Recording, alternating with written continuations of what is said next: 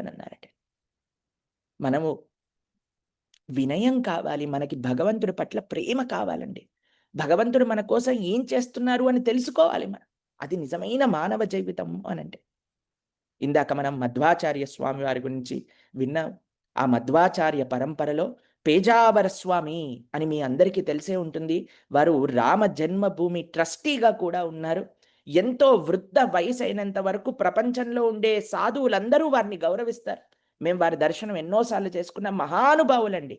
భగవత్ కృప వారి దగ్గర నుంచి ప్రసరిస్తూ ఉంటుందన్నమాట. అటువంటి మధ్వ సాంప్రదాయానికే వారు అధిపతులు. పేజావర మఠానికి అధిపతులు. అన్నిటికంటే ఎక్కువ సార్లు శ్రీకృష్ణ సేవ ఉడిపిలో చేసిన వారుగా కీర్తించబడ్డారన్నమాట. అటువంటి మహానుభావులు శ్రీల ప్రభుపాదుల వారి గురించి ఏమని చెప్తున్నారో ఒకసారి మనం కూడా శ్రవణం చేద్దాం వారి మాటలలో. ఎందుకు అనంటే మనం ఈరోజు ప్రభుపాదుల వారి యొక్క భగవద్గీత నుంచి వినబోతున్న అటువంటి మహానుభావుల యొక్క వృత్తాంతం చూద్దాం ఒకసారి. And giving this Vaishnav Diksha. ಆ ಚೈತನ್ಯ ಪ್ರಭುಗಳ ಸಂದೇಶವನ್ನು ಬರೀ ಬಂಗಾಳದಲ್ಲೆಲ್ಲ, ಬರೀ ಭಾರತದಲ್ಲಿ ಅಲ್ಲ, ಇಡೀ ವಿಶ್ವದಲ್ಲಿ ಚೈತನ್ಯ ಪ್ರಭುಗಳ ಸಂದೇಶವನ್ನು ಮುಟ್ಟಿಸಿದ ಮಹಾವ್ಯಕ್ತಿ ಎಂದರೆ ಪ್ರಭುಪಾದರು. The personality who made Chaitanya Mahaprabhu's instruction not only in Bengal, not only in India, but throughout the world, that greatest personality was Srila Prabhupada. ಅವರ ಬಗ್ಗೆ, ಅವರು ಮಾಡಿದ ಸಾಧನೆ ಬಗ್ಗೆ ನನಗೆ ಅತ್ಯಂತ ಗೌರವ, ಅವರ ಮೇಲೆ ನಮಗೆ ವಿಶೇಷ ಅಭಿಮಾನ. I have extreme respect and I am very proud when I think of Srila Prabhupada.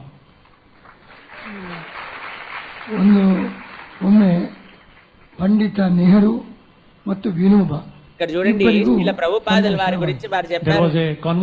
Chaitanya మహాప్రభువు యొక్క సిద్ధాంతము కేవలము ఈ భారతదేశంలో కాకుండా ప్రపంచ వ్యాప్తంగా కృష్ణ భక్తిని పరిచయం చేసిన వారు శ్రీల ప్రభుపాదుల వారు. వారి యొక్క సేవ పట్ల, వారి యొక్క కైంకర్యం పట్ల మేము అత్యంత ప్రసన్నంగా, మేము అత్యంత గర్వంగా ఉన్నాము అని పేజావర స్వామి వారు చెప్పారండి. అటువంటి ప్రపంచ వ్యాప్తంగా ఈ శ్రీకృష్ణ భక్తి ప్రచారం జరిగింది అనంటే అది ప్రభుపాదుల వారి యొక్క వైభవం. అందుకే ఈ రోజు నుంచి మనం 18 రోజులు ప్రభుపాదుల వారి యొక్క భగవద్గీత యథాతథము, దాంతోపాటు బలదేవ విద్యాభూషణుల యొక్క గీతాభూషణము అనే ఒక చక్కటి గ్రంథము, దాంతోపాటు శ్రీల విశ్వనాథ్ చక్రవర్తి ఠాకూర్లు భగవద్గీత భాష్యమైన సారార్థ వర్షిణీ టీక, దాంతోపాటు జగదాచార్యులైన రామానుజాచార్య స్వామి వారి యొక్క గీతా భాష్యం, వీటన్నిటినీ అనుసంధానం చేసుకుంటూ ఈ 18 రోజులు మనం భగవద్గీత చెప్పుకునే ప్రయత్నం చేద్దాం. మీరందరూ కూడా చక్కగా వింటున్నారు అని నేను భావిస్తున్నాను. మీకు ఒక చిన్న విషయం చెప్తాను. ఒక పుస్తకం, ఒక పెన్ను మీ దగ్గర పెట్టుకోండి.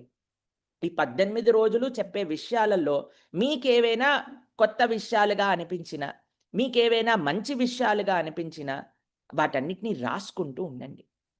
ఏవైతే క్విజ్ క్వశ్చన్స్ మనకు వస్తాయో వాటిలో కూడా ఈరోజు ఏదైతే